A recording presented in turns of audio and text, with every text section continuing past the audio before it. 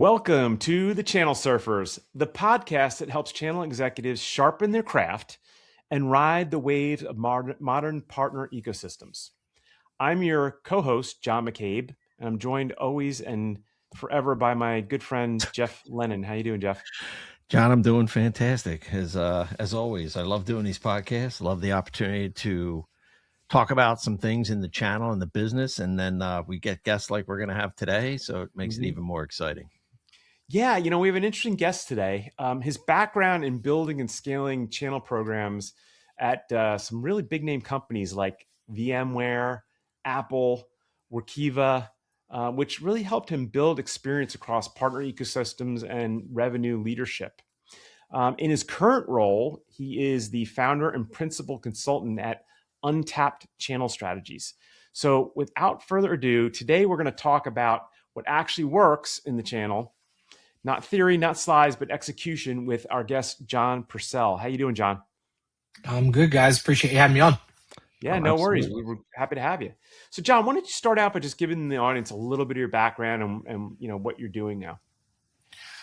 Yeah, so I started at VMware about 13 years ago in a contractor role, actually, facing the channel and doing we used to call them kind of ourselves the crash test dummies, right? They gave us special projects and didn't really matter whether they succeeded or failed, but what mattered is we got the data from it. So it was a really interesting time there at VMware. And over the course of my career there, I spent about 9 years at VMware, eventually made it into what ended up being our managed service provider program. And I think they changed names several times, but by the time it was finally done, I think they ended on the VMware Cloud Service Provider Program, or VCSP as most people know it as.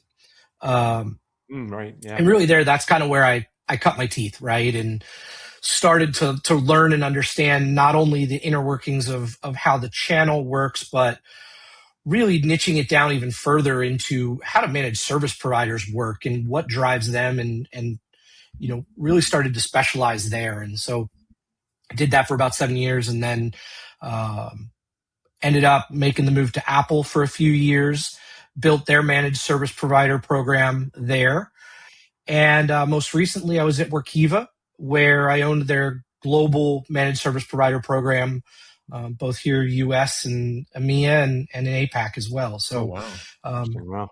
Did that for a lot of years, worked with just about every size and shape MSP you can think of, from your large global Deloittes and Wipros of the world, all the way down to, I think at one point in time, I managed an account, was like 3 guys in a WeWork in the Dakotas building software management, stoplight management software. Oh, so, wow. Yeah, it is really interesting. And I just got to the point where I realized that I wanted to go out on my own.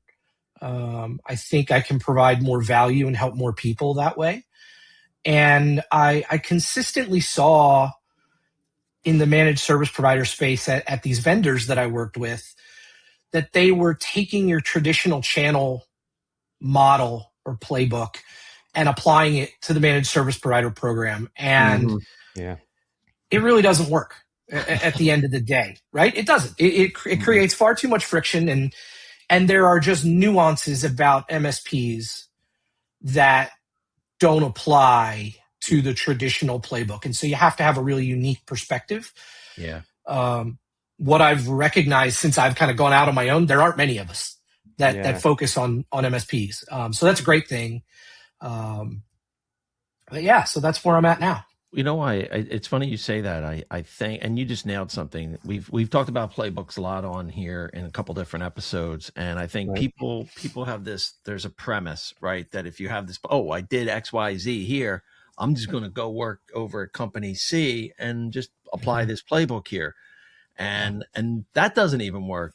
But what I found interesting, after we had originally got introduced and everything, I was kind of looking at some of the stuff you're putting out. And what's interesting is, and I want you to kind of dig into this a little bit, because I do think that people approach MSPs and like any other partner, right? They either approach it like like it's a distribution layer, right?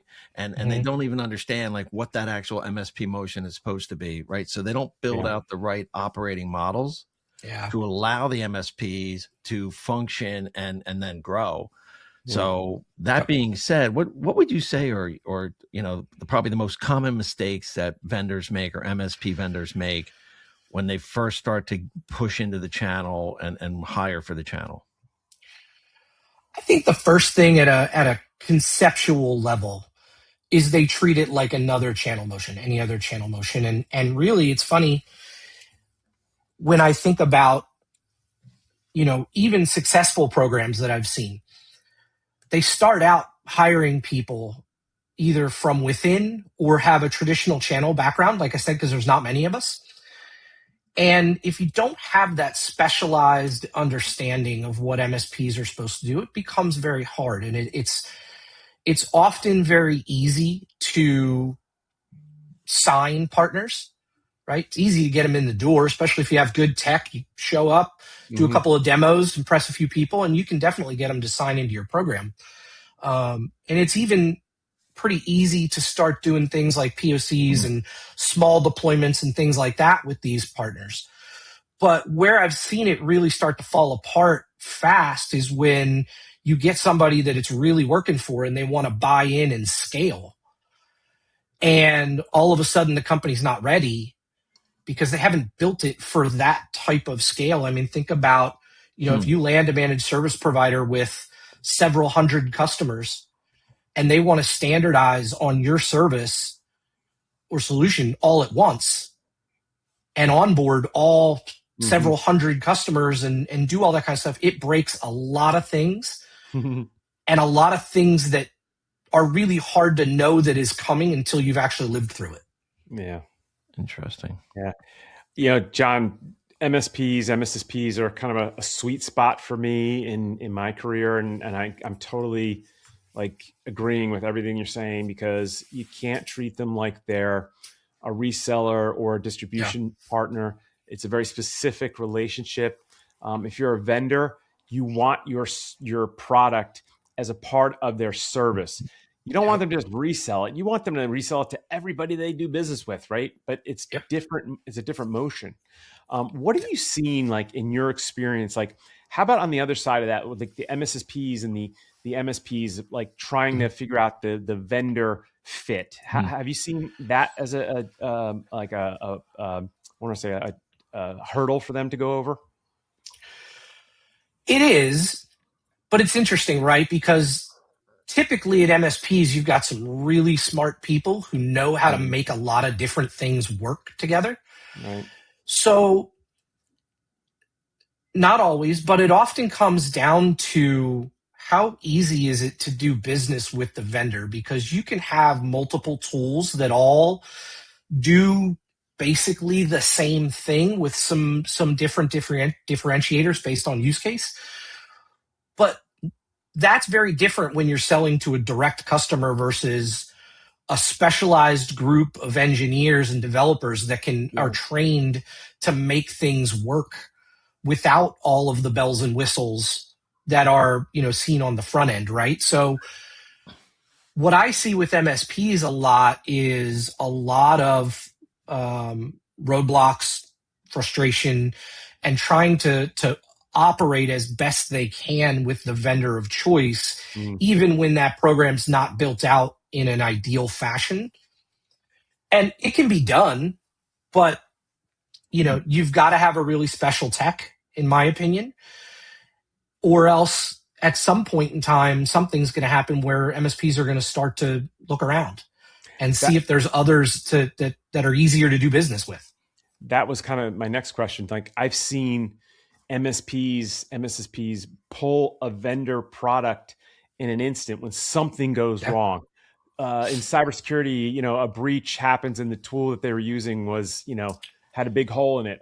You're gone. Or the rep pissed them off and the pricing changed, or something, and they're like, whoop, you're out of there. Right. So like I see that all the time. And that's something, if you're listening in the audience, if you're trying to build relationships with these MSPs, you got to make sure that the relationship stays positive, as John was highlighting, and make sure you make it easy for them to work with you. Don't make it hard, because then you're going to be looking for another partner to work with. Yeah. Well, it's coming back to one of the first points, which I think ties into this. I think we talked about playbooks, but I also think there's a misnomer around, the type of partners, right? Like we said, they kind of group them together, right? Yeah. So you've got different types, right? The MSP, the VAR, the GSI, right? You've got your cloud, you've got your hyperscalers, which everybody requires kind of their own approach. How would you say, how would you, and again, that comes back to an ecosystem. So I guess my question is, you want to have a balance, or do you see like certain company solutions are better suited for an MSP as converse to having a VAR as an example? Yeah, I think it depends on what your use case is, right? It depends on what the end user you're trying to target. It's funny, you teed me up on this, but I've used this analogy for a really long time that really seems to make sense. And I promise you I'll land the plane here, but that's okay. If you look at a software tool as a lawnmower, right? You've got two different types of people who use lawnmowers. You've got the guy that mows his own yard on the weekend, right? And then you've got the lawn service that mows hundreds of yards every week, right? So if you're trying to reach the guy who is mowing his own yard on the weekend, you got to build a lawnmower and advertise it and build it for specific features and use cases and so on and so forth. If you're going to try to reach the customer that wants their lawn mowed for them, you got to go sell it to the lawn service. They don't necessarily care about the same things that the guy who mows his own lawn does.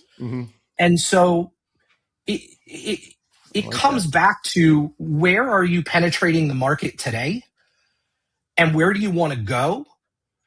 And that'll help determine what type of partners you want to align yourself with, right? If you're really strong in the global 2000, but you need to target your mid-market and SMB customers, that's a different type of MSP than someone who's really strong in SMB but is struggling to get into the enterprise.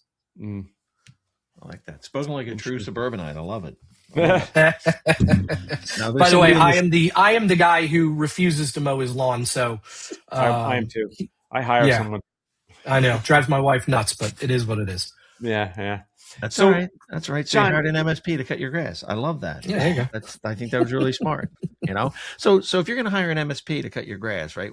So the difference in that model. Talk about the economics, right? And what, because I think it may be obvious to some, but I don't think it is obvious to everybody why the economics are different between an MSP and a VAR, and that analogy you just gave.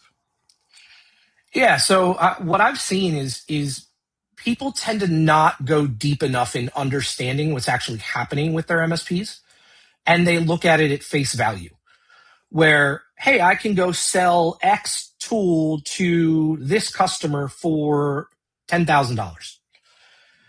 Why should I sell it to my MSP for $5,000? Well, on surface, sure, you're going to a customer, they're just providing, but when you look at what they're actually taking on, right? They're taking on level 1 and level 2 support often.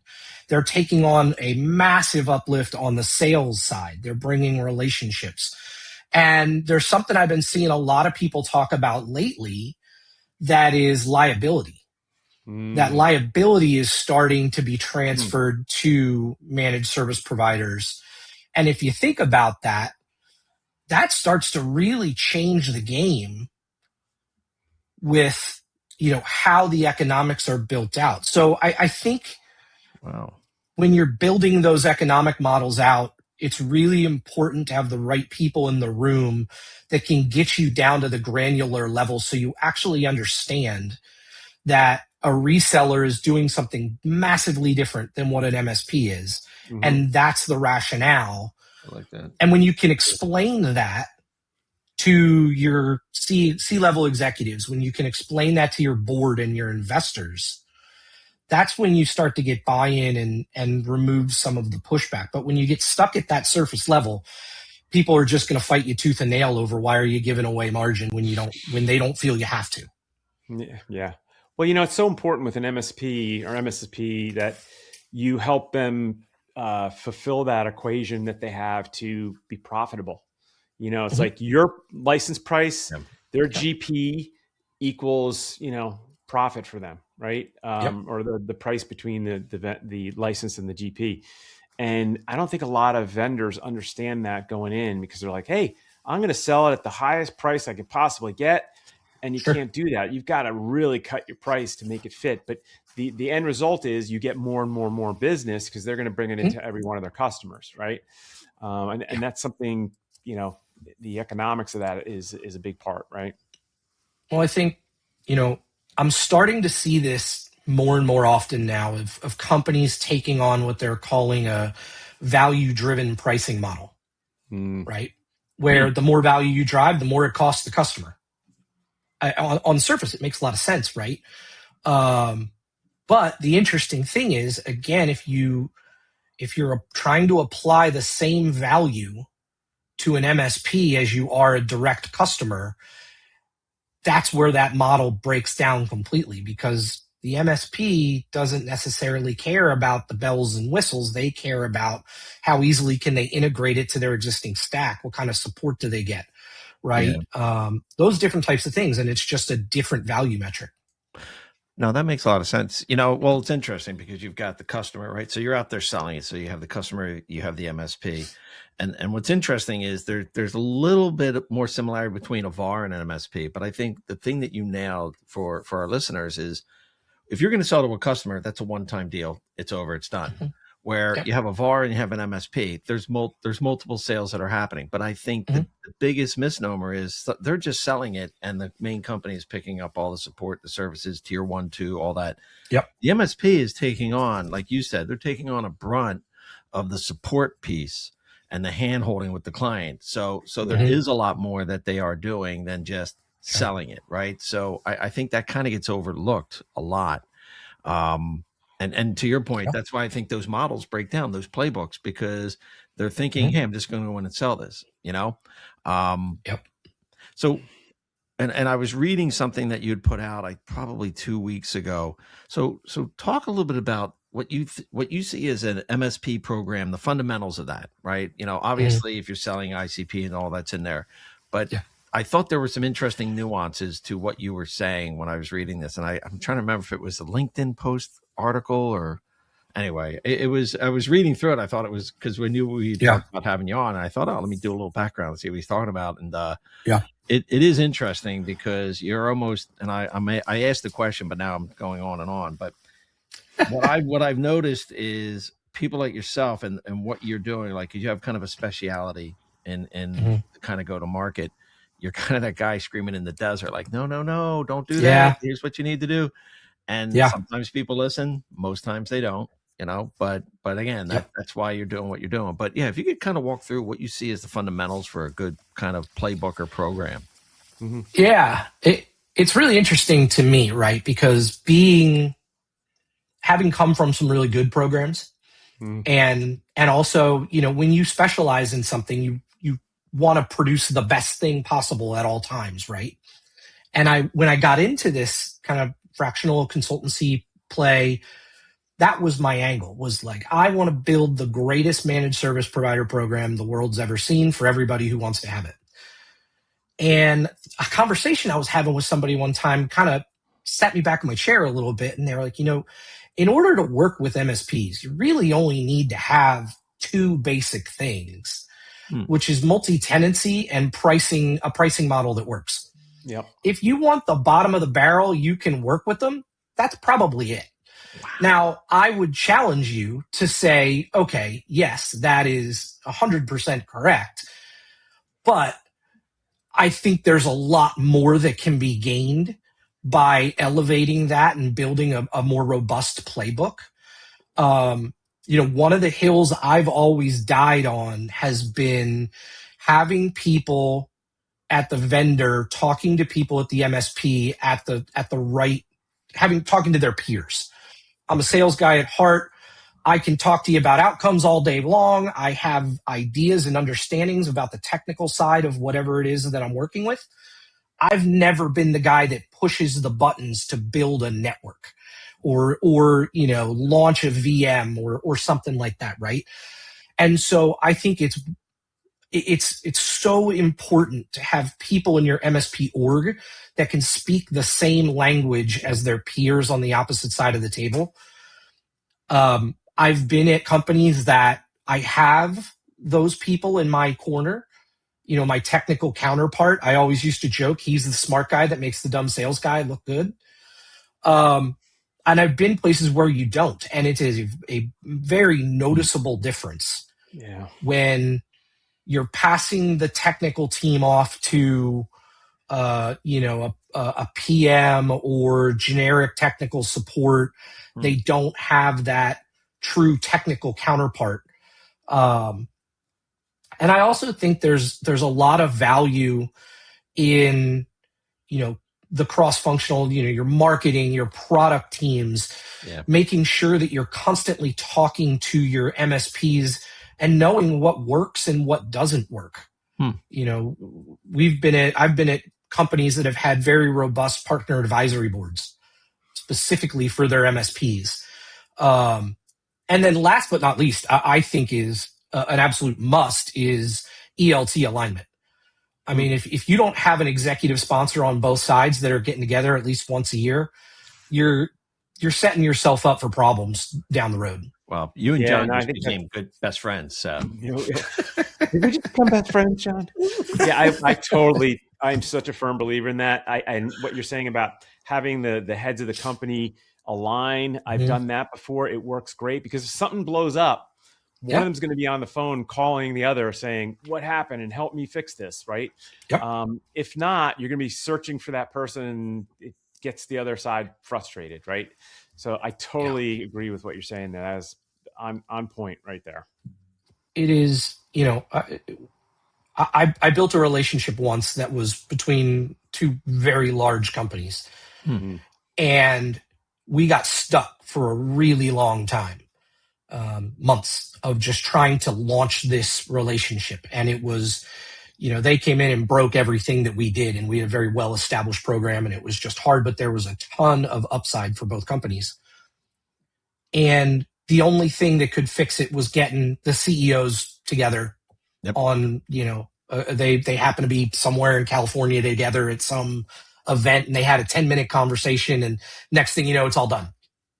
Right. And it's amazing what happens when you have the right people aligned to when you get to stuff where you just, you're just not the person to be able to fix that. Right. I think peer-to-peer is always a good thing because they're all, CEOs of companies are, look, they have an ego. They make the rule. Well, they enact on the rules and make decisions, and they want to be in the know as much as they can, not day to day in their hands and everything, but they want to know. And I think just such a powerful thing to do with any partner relationship is to get your executives aligned for sure. Well, I'll call it the invisible agenda, right? Because when you have executives aligned, obviously we could talk about doing everything. We got to go to market. We got our plans, strategies, right? Everybody's kind of running around. We're all like, yep, let's go. But when you know that you've got an alignment at that level, it's almost like an invisible, agenda, so to speak, where everybody just, okay, well, I know we're doing this because they came out, they said it. There's a document. We had Scott Struble on. You basically get a CRO to put something out there in writing, like something like that. Then people know, okay, here's the ground rules. Like here's to go to market. Here's how we're going to do this. So I think that's what helps because now you don't have people questioning, like, geez, I don't really know. Or Jeff, I know. I'm sorry to interrupt. No, please. Both CEOs might share, like, hey, here's our future, goals, and here's what we're looking to do, or we're rolling out a new feature that might be great for you. And that's like in the know kind of stuff that they're like, all right, well, now I'm really, I want to be a part of this relationship. Right. So there's a lot of like what you said, but just knowledge is also key there. Yeah. 100%, 100%. What are some non-negotiables for you when it comes to an MSP program? I know you mentioned that there were two main components, which, by the way, I 100%. You got to be multi-tenant so that you can do the divergent approach, but you better have a pricing model that allows for transactions to happen and it's fluid. But what are some other non-negotiables? Like, I know you said you can get away with that, but what are some things that you think are critical, especially from a scaling and growth perspective? I think, especially on the vendor side, you have to figure out how to comp your team. There's far too much unnecessary channel conflict in just about every company I've seen. That, I get it, right? We don't, especially depending on where your revenue level is at, you don't want to get away with double comping, triple comping people internally. That being said, unless it's you got it, and then it's okay. Well, unless it's me, right? You pay me all you want. I'm fine. I'm just saying it's okay then. But not ideal. No, I'm with you. Not ideal, but for certain people. Jeff, speaking of partnerships, I want to take a minute to talk about our sponsor, Extreme. Slow partner payouts kill motivation and stall pipeline, but Extreme fixes that. With Extreme, you can instantly send global commissions, MDF, rebates, and spiffs in over 140 currencies. With flexible payout options your partners are actually going to want. Stop managing payments manually. Start scaling with Extreme. And you can reach Extreme at xtrm.com. Extreme, the manual payout service that helps your partnerships. Awesome. I love that. Faster, easy, repeatable. Extreme.com. So yeah, it's when you're not comping your team appropriately, you're going to end up in a scenario where you've got a direct salesperson that's working with a customer. Yep. And all of a sudden you've got an MSP that's working with the same customer. And now you've got people fighting against one another for comp, right? And, I firmly believe one of my guiding principles in life, let alone work, is you got to do what's best for the customer at the end of the day. And part of what bringing a managed service provider into the fold is allowing for a customer to be able to experience and utilize your software in a manner that their business requires, right? So you're far better off and doing far more right by the customer by having both parties say, hey, we don't care, Mr. Customer, how you want to leverage it. Whatever your business is and however your business is requiring it, we're okay with. We'll take care of our people on the back end. And doing that by comping the people that are involved in the deal is what's super important. Right. Truly putting the customer first. I mean, and it gets hard because everybody feels like they're being cheated. I'm not getting what I deserve. But go ahead. It's really funny because I said this to somebody a long time ago, and if you're a sales guy, you'll probably agree with me that if you're going to tell me I'm going to make 50% of what my commission would be on deals that I don't have to do much on, bring it. I'll do it all day long if I've got some managed service provider partners that are helping me hit my quota by volume rather than by individual deal. Yeah. And all I got to do is play nice in the sandbox and they'll go out and do it for me. And then that gives me so much more time to go find my own deals and fill my pipeline elsewhere. When you get people with the right perspective, with the right comp plan, it really does make for a lot of success.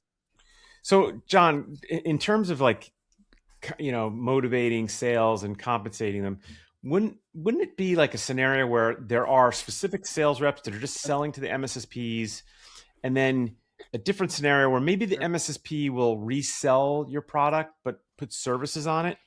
Because I have a partner like that, and they actually kick back the margin on the license that we offer them if the services are attached to it. So our reps get 100% of the deal, right? But then there's the specific reps that are just focused on those MSSPs, and they sell them 1,000 licenses that they're going to burn up through different clients, and they can get compensated that way. Yeah. Yeah, you can, right? And the thing is they're often two different people. And then again, it goes back to the requirements of the customer. Sometimes the customer's not going to care who holds the license. No. Sometimes they are, right? And so a lot of that is beyond the control of the vendor and even the MSP themselves.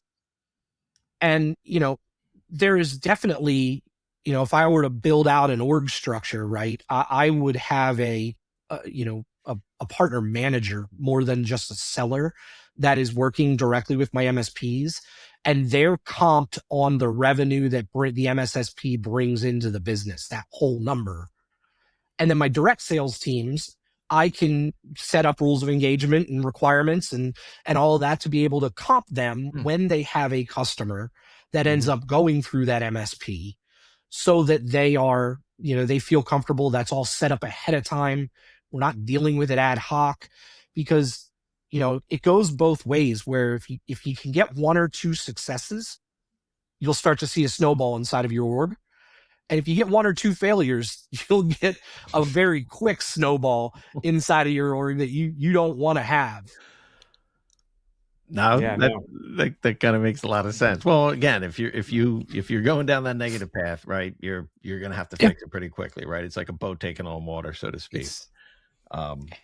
It's amazing too when you get those negative things, how quickly they evolve into catastrophic, life-changing things, even though, in reality, it was probably something that wasn't quite that big of a deal. But by the time it's been, dispersed throughout your entire organization and people add on their stories and people didn't hear it right, you play whisper down the lane, all of a sudden you have somebody, losing their firstborn child in their house over a deal that got taken by an MSP when, it was only going to pay him $1,000 anyway. Yeah.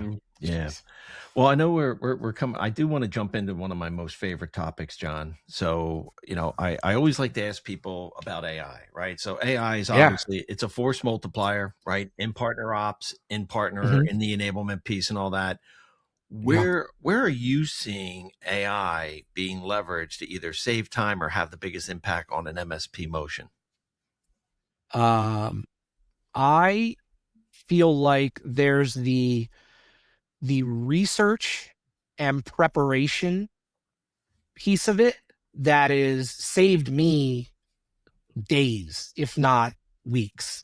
I'm neck deep in Claude at this point. I've built it literally as my co-founder. So I am in it all day, every day. And the things that have helped me the most have been preparing for calls, gathering research on people, understanding what's going on in my market. I think that's one of the biggest things that help out a lot. The challenge you have on the vendor side specifically, and then any larger MSPs, you start to get into IT security issues. Because a lot of these vendors and larger companies will have a Gemini or ChatGPT or whatever in their stack, Copilot, but they're so locked down that they're almost useless. They're legitimately just a chatbot. And so until we figure out as a, kind of a community how to unlock those, you're going to be limited in your functionality.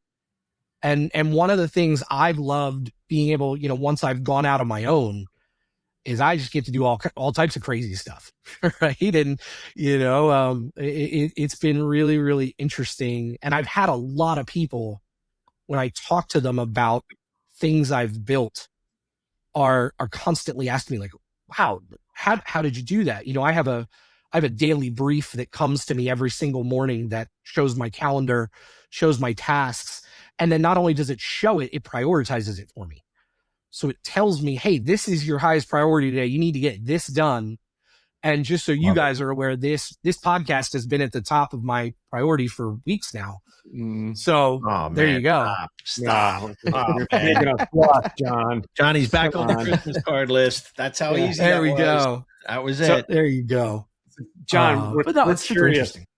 We're curious. What's the most overhyped AI and channel claim you're seeing?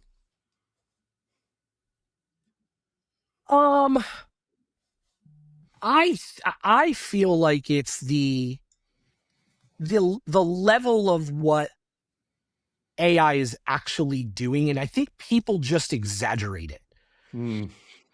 Because I built all of this myself. I learned all of this myself. I didn't hire a coach. I didn't have a done for you system show up. It was a lot of work, but it's going to save a lot of time in the long run. But there's still human intervention that needs to happen. Yeah. And so you're never going to be completely free. Like, I'll use my LinkedIn as an example.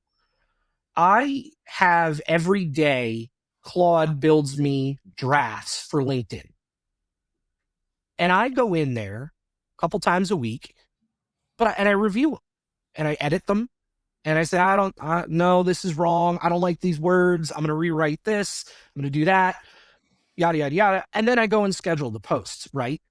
It doesn't remove it from me. And I think that helps people like me. I'm not a great writer. Be able to get my thoughts and my experiences out to people who want to hear them, where I otherwise could not do that. Yeah. And I think you're also seeing a lot of people that are maybe not expert salespeople, right? Maybe they've been a CFO for years, or maybe marketing is a bad example, technical people that are leveraging it to understand just a basic sales motion. So I think that's the overhyped piece. Is it's not removing your job for you. No, you can't just set up OpenClaw and hit go and then go to the beach for a month. It's not gonna work that way. It's my favorite word is, I used to use it for conspiracy theories, but AI is a rabbit hole. What you just talked about, like I'm living proof, man. I mean, something happened today that I never thought would happen. And I have one of the advanced licenses for Claude, but I was doing this. I made a mistake and it did a large computation kind of thing. And I'm like, all right, Jeff, check back in 4 hours. I'm like, no. So because I forgot my own rule, which is break it out, subagents do but I was trying to get something done quickly for a call, but no, I think that, well, first of all, I think it's great advice. And I tell everybody, and I love the fact that you brought up the human piece. I mean, that was a great question, John. And because there is a lot of hype, and we just did an AI episode previously, and we're talking about AI and agentic. And I talk to people, and they're either kind of where we are, like kind of digging into it, and we see the value, or they're scared to death, and they're like, I'm gonna look at all these layoffs, that kind of thing. And it's a little sad. Well, every time you read an article about a layoff, AI is mentioned as a part of the company's mission is to cut down on headcount and apply AI. But it's not always the case. You and I have talked about this, Jeff. A lot of it is like there's dead wood you've just got to get rid of. There's overlap. There's things that you just got to clean out of the house.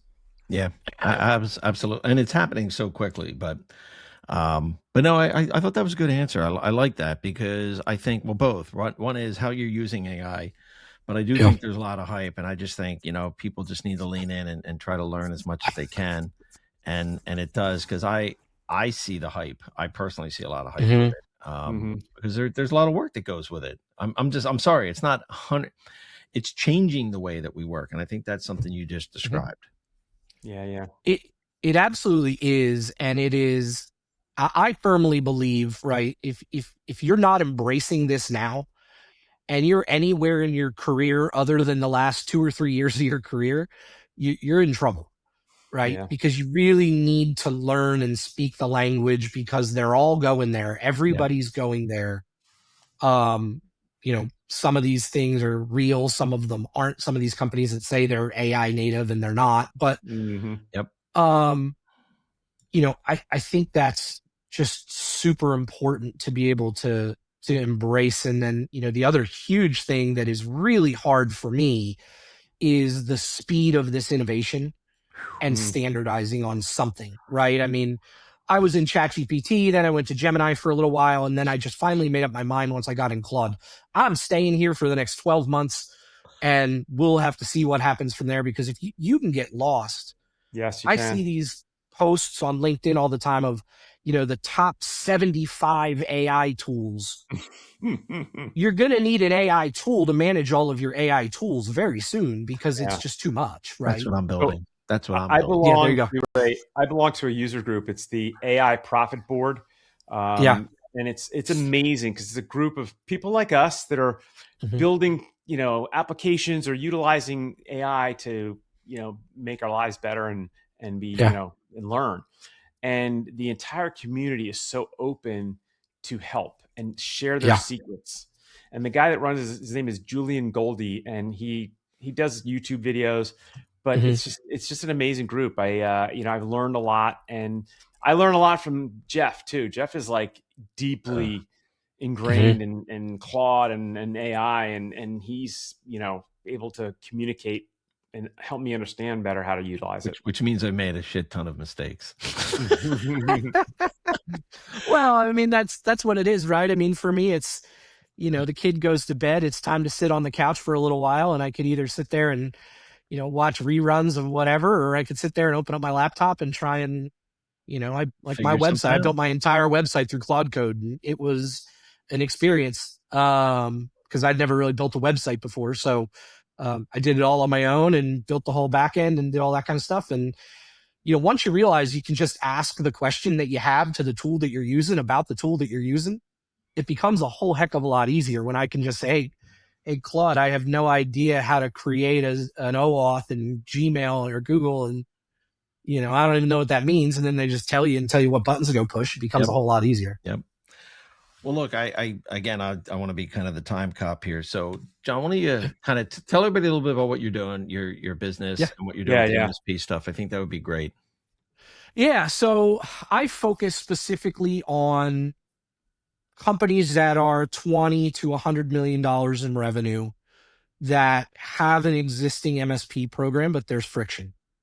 And I have a dedicated engagement that's roughly 90 days, give or take, where I will come in, diagnose the issue, give you the playbook of how to fix it, and then install the fix. Right. So the kind of the dream outcome there, and what I firmly believe MSP route to market to be is a relatively frictionless route to market that has predictable and profitable revenue behind it. So that's really the core offer. And then from there, if there's the desire to have me go deeper into some of the operational and executional stuff, I can always entertain that as well from kind of a, retainer based model. Gotcha. And what's the name? But I think, John, the company's called Untapped Channel Strategy. Okay. And so, so you're mostly like building the blueprint and selling it to them, but coming on board for 90 days to enact upon it. And if by chance they're like, hey, why don't you stick around and keep this going? You have a retainer that you set up for that. Okay. Yeah. And, I don't come on and run sales teams or things like that. It's more about the strategic piece of it and helping you get ready for a board meeting, making sure you're continually positioning yourself, building partner advisory boards.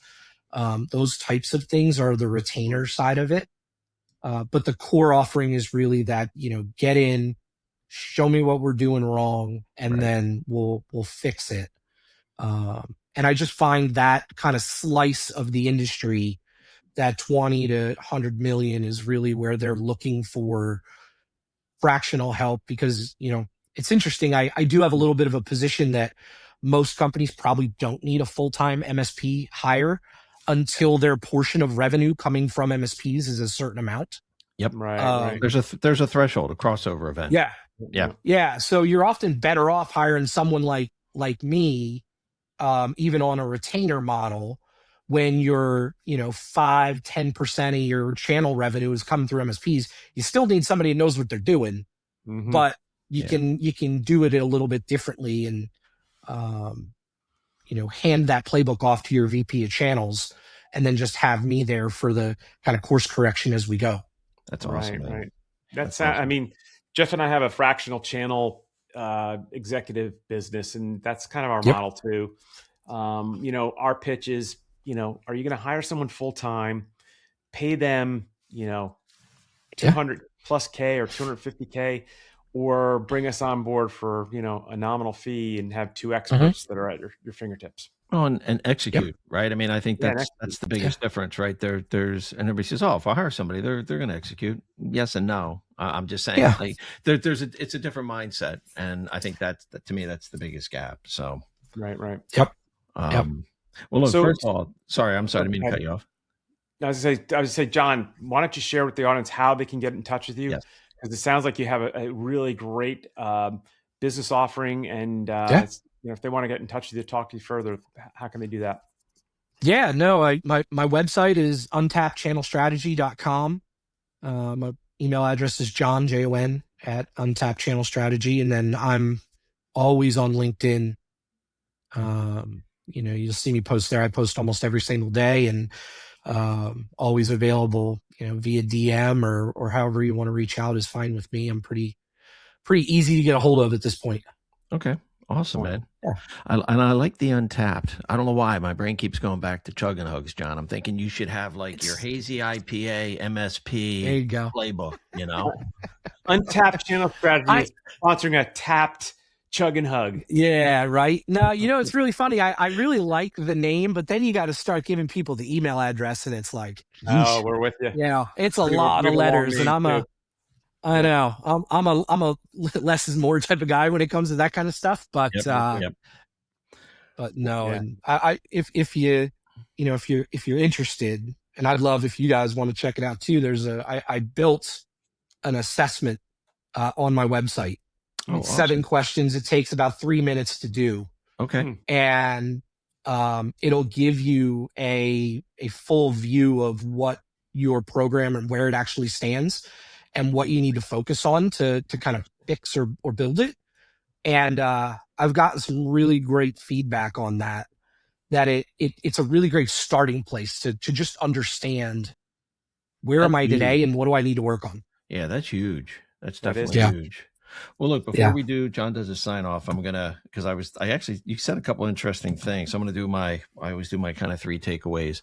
And number one is, for anybody listening, look, MSP it's a distinct economic model and sales motion. It's not a cheaper VAR program. It's its own distinct economic model and sales motion. Second, right? MSP programs, you need to, and I think you alluded to this, and I made 2 quick notes around the volume-driven model. But the second is the MSP programs, right? You got to focus, packaging, and activation plan. It's not just about driving volume. John and I talk about it all the time, where you come in behind somebody and they recruited 50 partners, and you're like, now what? And then third is, I would just say, if you can't define your motion and measure the activation, you probably don't have a program. So you need to go back, and this is where I think people could reach out to you, because I think you could help guide and direct them. That's the play. Awesome. A lot of battle scars to get here, but I really enjoy helping other people kind of see it and get it, because there's a really huge upside to working with MSPs. Just gotta build it the right way. Yeah, I find I enjoy working with them a lot. They're just it's a different conversation and different relationship. So, well, John, thank you so much. Hopefully listeners are going to reach out to you and get you engaged. But until the next time, if anyone wants to get in touch with us, you can reach us at our website, channelsurfers.com. There's a form to fill out if you want to be a guest, or if you want to add comments or suggest a show topic that you'd like to hear. If you want to email us, we're john@channelsurfers.com and jeff@channelsurfers.com. And then every Tuesday we release an episode, and we promote it on LinkedIn, and you can reach us there as well. So plenty of ways to get a hold of us, plenty of ways to get a hold of John as well. And please reach out and ask him a lot of questions and see if you can get him engaged. Awesome. So Jeff, until the next show, thank you again for co-hosting. And John, appreciate you, and thank you for being a guest on the show. Thank you, John. Thanks, guys. Thanks, everybody. Appreciate it. Take care.